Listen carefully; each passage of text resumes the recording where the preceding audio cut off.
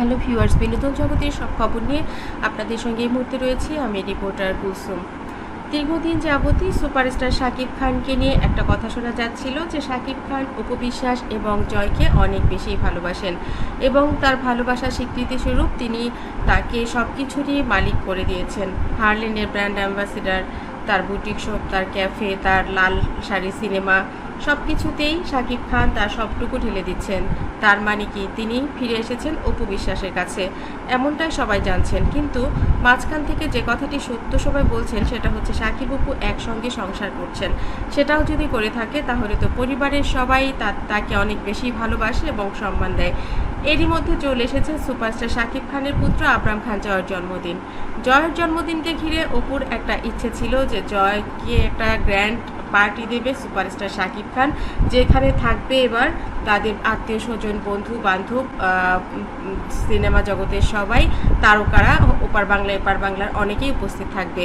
কিন্তু সুপারস্টার শাকিব খান একদমই জন্মদিনের আগের দিন চলে আসলেন এবং রাতের বেলায় নয়, পরের দিন সে তার ছেলেকে সারপ্রাইজ দিলেন, তার সঙ্গে কেক কাটলেন, একসঙ্গে কেক কেটে সেই ছবি পোস্ট করলেন এবং মিডিয়াতে। তারপর সবাই যখন আশা ছেড়ে দিয়েছিলেন সেই মুহূর্তে তিনি কিন্তু এই ছবিগুলো পোস্ট করে অপুকে সারপ্রাইজ দিলেন। কিন্তু অপুর মন কিন্তু খারাপই ছিল, তাকে হাসতে দেখা যায়নি। জয়কেও মুখ কালো করেই দেখা গেছে, কিন্তু শাকিব খানের সঙ্গে শুধুমাত্র কেক কাটার দৃশ্যের পর থেকে জয়কে দেখা যাচ্ছে অনেক বেশি আনন্দিত।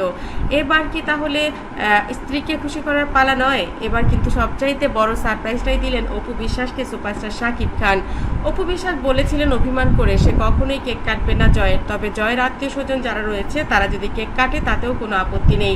সেই জায়গা থেকে হয়তো অপু চেয়েছিল যে একটা গ্র্যান্ড পার্টি এবার শাকিব দেবে, কিন্তু তা না দিয়ে সে কিন্তু অপুকে বিশাল বড় একটা, অর্থাৎ 20 কোটি টাকা দিয়ে সে একটি শোরুম উদ্বোধন করে দিলেন সোনার গহনার, যেখানে মাত্র এখন 130 টাকা, 1,30,000 টাকা ভরি স্বর্ণের।